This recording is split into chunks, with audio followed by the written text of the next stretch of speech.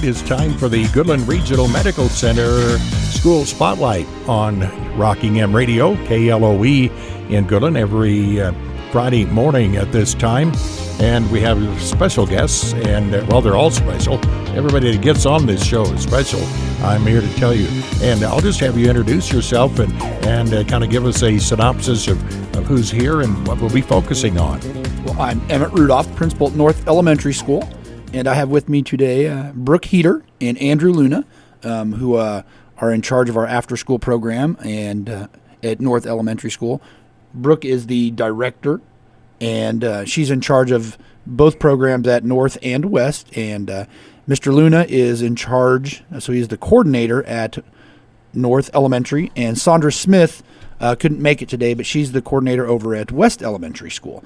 So we're going to talk a little bit about our after-school programs today, and then also our North Elementary Book Fair, which we have coming up. So wow, lots of coordination. Well, we try. I like it. Well, that's what you have to do. You have to do that. Okay, so North Elementary School Book Fair, when, and tell us why you have it. Well, it's coming up October 3rd through the 7th, and we have that in the North Elementary School Library. I believe we took a little break during COVID times, but last year we had it, and again this year. And we usually run it during school hours from 7:20 in the morning till 4 p.m. So we stay open a little after school, Monday through Friday. Wednesday we alter the hours just with our late start, so that's 8 to 4. But we do it during the school hours. It's the Scholastic Book Fair. Kids absolutely love it. They can come in and buy books. Mrs. Cullip is in charge and has done that for a year. That's Karen Cullip, and she picks 3 students from every class to help her. And they have a little training session on how to use calculators, charge tax, give change. So they're kind of her little helpers. And she'd said that Amy and Brad Schick have helped volunteer for the past several years, run the help with the students in training and coming in and helping her with the books and things. So they've been a huge help running the book fair. Many books at every level for the kids. And as we run that book fair, all the money that we help put into that, we get, I think, I don't know if it's $1 back for every one we spend, but I think over the years we've raised close to, I think, $2,000 to $3,000 every year that we put back into the library that Mrs. Cullip then can turn around and order books to put back in there. So it's a great opportunity for a fundraiser and also for the kids to get books. It is, and I think sometimes there may be a few students that would like to get a couple more books, but sometimes their funds don't always quite add up. So if somebody would like to nicely donate to that, will that be allowed? Absolutely. We've had several individuals that have come in and given Mrs. Cullip money or donations to purchase books. We've had parents that have purchased books for classroom teachers and donated those to them. So, like I said, every dollar that is spent for the book fair, we get rewards. And I don't know if it's necessarily a dollar amount or points that Mrs. Cullip can then, like I said, turn around and put that money right back into our library. So that helps our library go, and it helps the students' personal library grow if individuals do help support them, or like we said, if aunts, uncles, grandparents want to buy books for the kiddos, come in. Like I said, during school hours or until 4 o'clock after school every day. Okay, and you need to replace some books because they get worn out. Absolutely. We have some hardback books, but also paperback books, and things happen. You may take a book home, and we have animals, and when you say the dog ate your homework, sometimes that does happen. So we have accidents like that, or you forget a book and maybe it gets rained on or something gets spilt on it, and but then sometimes just wear and tear. Kids love to read, and those books over a few years they get wore out. So we always like to be able to replace those books. And Mrs. Cullip does a really nice job of filling our library with books for the children to read. So yeah, and it's important for the kids to read them. They're going to be doing it the rest of their lives. It's very important, and the younger we can start doing that, the better. And like we said, there's books from all level, and it's kind of neat because there's also pens, bookmarks, erasers, all kinds of gadgets the kids like to get also to go with those. But if we can get them started reading young, that's a great foundation for every subject that the kids go through in school. So we encourage the parents to come in, and the books are reasonably priced for the kids, and there's just so many variety of books to get to, and and they're all the newest and the greatest books that are out there. So it's a pretty exciting time for the kiddos. Yeah, more Yertle the Turtles. There's all kinds. You know what? And when they come out with books, you sometimes wonder what some of those titles are. But yeah, it's a great opportunity for the parents. And like I said, sometimes parents come in and they get lots of Christmas presents and things like that for kiddos. And like I said, aunts, uncles, grandparents, great opportunity.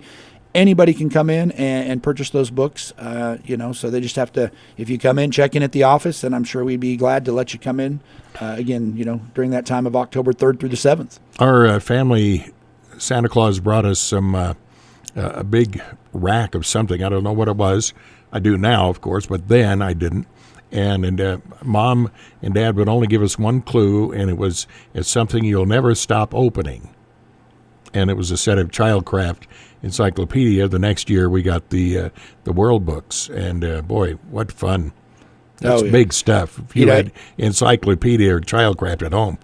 I'm not sure how many of those they sell anymore. It's all online, it seems. Oh, sure, like. Yeah. But yeah, this, with the books, great opportunity to get the kids, continue to read and like I said, get parents, anybody that wants to come in and buy those books for the kiddos, we'd encourage that. Just stop by, and I've got a couple flyers I can leave here for you too. So if anybody has questions, they can contact us at the North Elementary School office, and we'll give them more details. Wonderful. Other than that, how are the kids doing? Everything off to a good start? We're rolling. We just got finished with parent-teacher conferences this last Tuesday and Wednesday, and teachers have sent me some emails. We had pretty close to 100% on every classroom. Not perfect. I think we're missing a couple, but the great turnout from the parents. We appreciate that. The students have worked really hard, and the teachers have worked really hard, and we appreciate the parents coming in and seeing what the kiddos have learned. I know we had a few of the grade levels had student-led conferences, so we had parents coming in and the teachers or the students with the parents and leading those conferences. So that was an exciting time. But I didn't get all the exact percentages, but I had several teachers send me that they had 100% turnout, and then maybe a few, 4 or 5 that were missing, 1 or 2 kiddos, and they reached out to the parents and going to reschedule. So, it's a great time when we have parents that are part of those child's education and want to come and see what their kiddos have learned. So, how fun! Well, that's an excellent group of numbers then. Yeah, absolutely. We're excited to get that turnout, and I think we're, like you said, we're hit the ground running and ready to continue on the second part of the first semester and see what the kiddos can learn. Halloween will be the next big fun time. We're super excited about that. Always a good time. Yeah. Sweets and get the kids a little wound up. So. Sure. Okay, great. Well, thank you. Yeah, and we got the after-school program coming up next. Oh, yeah, after school. Okay, good. Let's start with Brooke. Brooke Heater is with us today. Brooke, nice to have you with us. So your conference went well, too? Yeah, it was a really good turnout, 100%. So I got to see all my kiddos' parents and kind of get to know them a little bit and answer any questions that they had for me. How fun. Now, are the kids in the room when the parents are visiting with you, or do they go off and read a little book? It's up to the parents. If they want to bring their kid, they can. I encourage it because it makes them take responsibility for their own learning and their own actions. So it's always good when they come in with us or with their parents and have a conversation with me. Yeah, good. So what's the after-school program? How are we doing, and what's it about? So the after-school program is something that I've been involved in since my second year of teaching. So the last, 8 years? Wow. Anyway, so what we do there is we just kind of create a safe place for kids to go after school. They receive a snack, and they get to have some tutoring time with some teachers. They get to go to recess. And then, of course, we always add some enrichment pieces in there where they just get to have some extra learning time. And it's usually stuff that they don't get to learn in the classroom. So that always makes it really exciting for them. Yeah, so they're not going to learn the same thing. They might hear about it, but then they're getting an extra boost of something. Absolutely. Yeah, I'm currently doing a lesson over at West on Wednesdays with all of those kiddos, and they are learning about the 5 senses. So that's really exciting. They have really taken to it, but for West, currently we have around 55 kids that are enrolled, so that's exciting. We haven't had that big of a number over there for a while since COVID had hit. We kind of took a hit as well in our enrollment, But at North, we have around 60 kids enrolled, and we have around 55 kids a night. So it's been really good this year, and it's a popular place to be. Sure. How is that funded? So we actually have a grant that we apply for every 5 years, and that grant gives all the funding to us, and then we have to use it in different ways, such as, equipment and snacks, and then we also use the funding to get people to come in and do presentations with the kids and traveling. So if we want to go on a field trip somewhere, we can use that money to go and take the kids to have new experiences. Oh, fun. Yeah. Fun. Kids enjoy that. Oh, yeah, absolutely. Isn't it exciting when you tell the kids, guess where we're going in 2 weeks? Yes. Or maybe it's not that long of lead. This is where we're going tomorrow. Their reactions are always the best. Yeah. And to have your parents sign the form and bring it back and Yes. all that fun stuff. Oh, yeah, that's fun. Do parents still have to sign the forms for the kids? Absolutely, yeah. Just to kind of help us make sure that they're allowed to go to those kind of functions, and that they know where their child is at, and they don't show up and, wait, where are they? Where did they go? So, yes, we like to have the permission from the parents. And safety. You never know what's going to happen at home. Right, exactly. And in either child. That's fun. What else are you in charge of? Well, I right now this year am just mainly the new head coordinator for the after school program, which is really exciting. But I'm also have been involved in the KISA team and the district leadership team, and then the building leadership team, and I've also been on the Apollo redesign team. And is that all done? Are you done with the Apollo stuff? No, we're still working on our Apollo redesign. It's a continuous process. We always like to add new things and go and visit other places to get new ideas.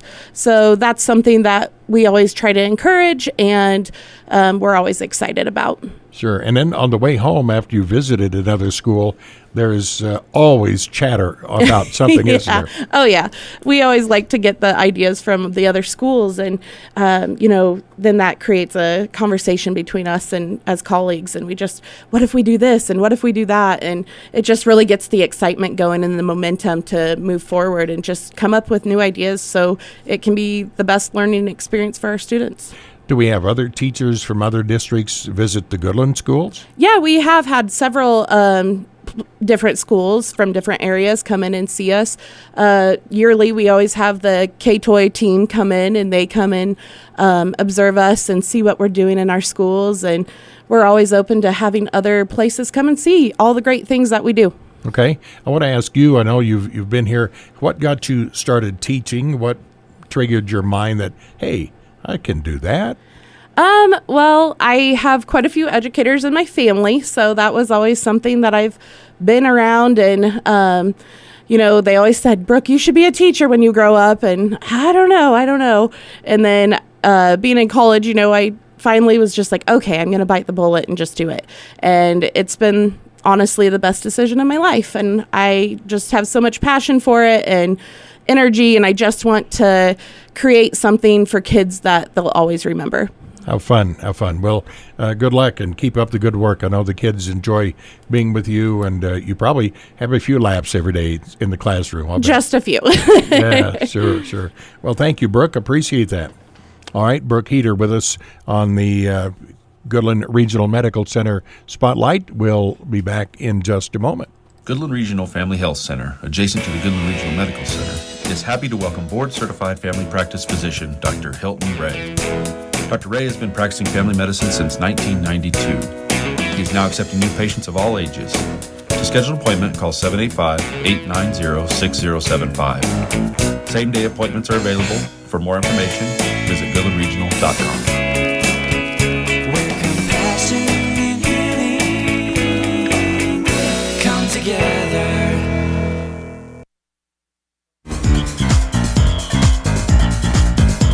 All right, it's part 2 of our Spotlight, brought to you by the Goodland Regional Medical Center, and it's a public affair program of Rockingham Radio and the KLOE studios here, everybody.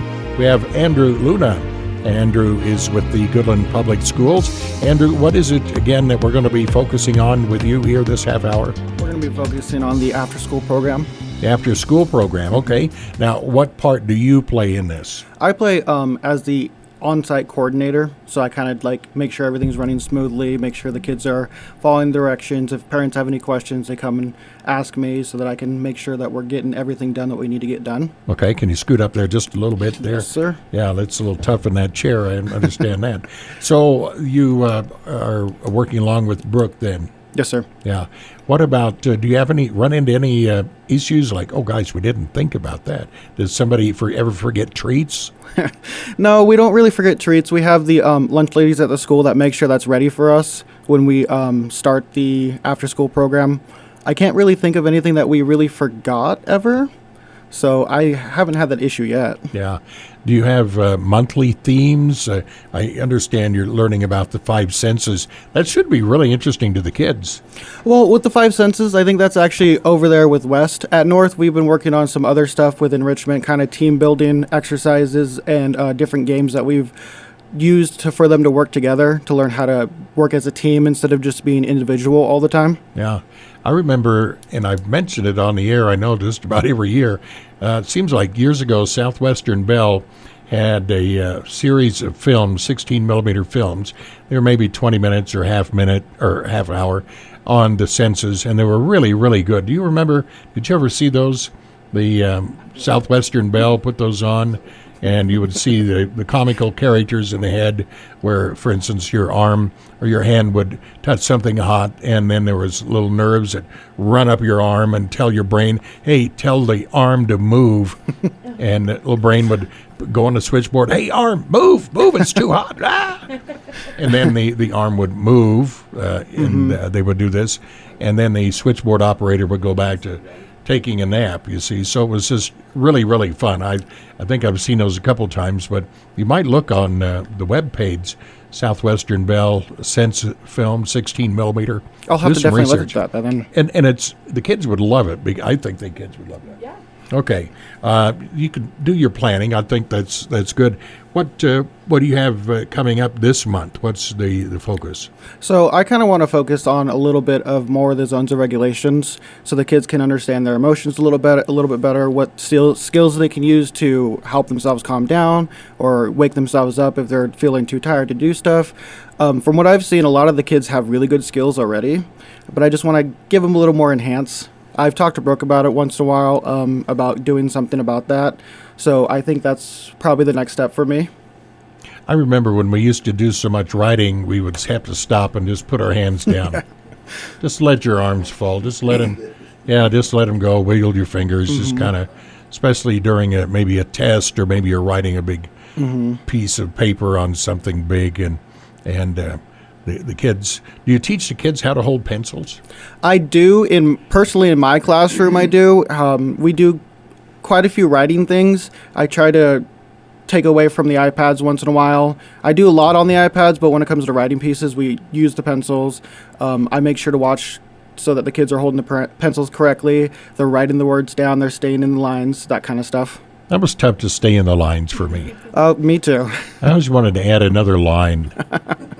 Or too many loops in my M, or something like that. But we learned. Do you, other than that, do you have any writing courses at 10 minutes of just nothing but writing every day?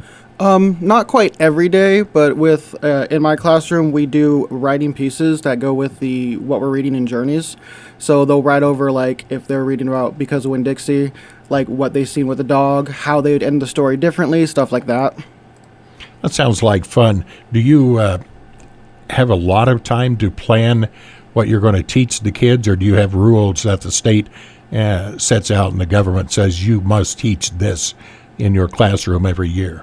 So we do have our own plan time that we can actually plan our stuff out. We have our set curriculums that we look at as we plan. So like with Journeys, we have our Journeys teachers books that gives us kind of like an idea of how to structure it. We can obviously change that around a bit. With math, we have the Envision math that we can get the resources online, or we have the books and we can just play with some things with how we think it would be, best fit our kids that we're teaching that day. And what grade are you in? I teach 4th grade. 4th grade. Okay. So the kids are just coming in and learning. It's just kind of every grade is a little different. Do you have? How do you stay up with everything? I continuously try to develop myself and read new different procedures that we've kind of had research over.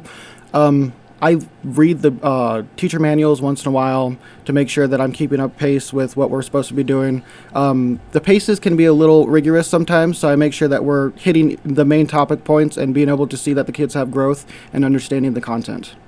I think something I always remember, and I know it's not my show, it's your show to hear about what's going on at West, but I remember the weekly reader coming in every week. That was so cool, and your day was just destroyed if it didn't get there on Wednesday. Remember that you maybe didn't get the paper publication. It was usually about, one folded sheet. It was big. So when I was in about 3rd, 4th grade, I do remember getting that. We read Hank the Cow Dog, I think it was something like that, and we kept the series, and we entered a competition to try to win money or something for the school. So I do remember that. I think it kind of stopped after that. So yeah. I'm young, just not quite that young.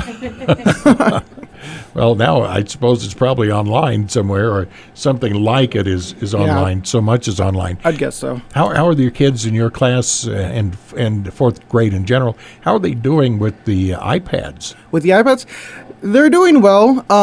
For the most part, we do most of our stuff on iPads. I don't really like to print off tons of papers, so they have really great skills that they've learned with the iPads. They know how to navigate the sites really well. They know how to download things, be able to work it out correctly on there. We have styluses that I've gotten for my kids, so it's easier to write stuff down. Before, they were using their finger and they complained quite a bit, or they'd take my Apple Pen and then start writing.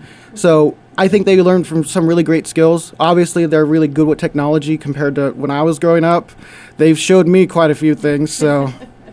Well, that's good that teachers are supposed to learn too. Yeah, definitely. It's not a one-way street, right? That is very true. Do you come out of your classroom some days at the end of the day with a smile on your face, just shaking your head like, boy, what a great day we had? Almost every day. Definitely have those wonderful days where I come out and I'm just like, we killed it today. We did wonderful things. We got to learning. We really got at it that day. Now, that has to be a good feeling. Oh, it's the best feeling ever. Yeah, you think, boy, this is good. And you just kind of float out the door. Oh, definitely, yes. Do you have a teacher's workroom? Teacher's workroom? Yes, we do. They have like a microwave, a fridge, and different stuff like and a copy machine, definitely. Miss Heater told me to say. Yeah. Or the old duplicator machines with the terrible smelling ink and all that with them. I don't smell any of the ink. But No. This is years ago when you had to write out, and then it was you had your purple, usually purple ink, and you would put it on the mimeograph machine. Oh, look that up. I'll have to look that up because I don't know anything about that. Yeah. It's fun to show that with the kids. Well, here's how we used to do everything. I'm going to start telling my kids that. Mimeograph. Show it to them and be like, this is what I was like when I was younger. Yeah, or some people call it the ditto machine. That was another word. Well, we won't worry about that. So anything else you wanted to share with us on fourth grade? No, we pretty much hit everything. I mean, I think fourth grade is on a very good track to be able to understand their content and be ready for fifth grade by the time it comes. With the after-school program, I know we have about 60 kids that are signed up, 55 about average. They work really hard. They get their work done. I usually don't have any problems with any of the kids. The parents are very accepting and understanding of like the different rules and the situations that go on there. They have a great time with the engagement and the enrichment aspect. I have noticed that a lot of their social skills have improved quite a bit after coming to the after-school program. So that's wonderful to see. Good deal. Well, we can appreciate that. Well, thanks for your work and all the teachers, not only in the Goodland School District, but all over the schools throughout the country. We appreciate it. Thank you much. Thank you. All right. That's Andrew Luna with us on KLOE Goodland. That is our spotlight time for today, brought to you by the Goodland Regional Medical Center. And we thank you, too. Stick around. There's more to come right here on the Rocking M Radio Network. I'm Curtis Duncan. Enjoy your day.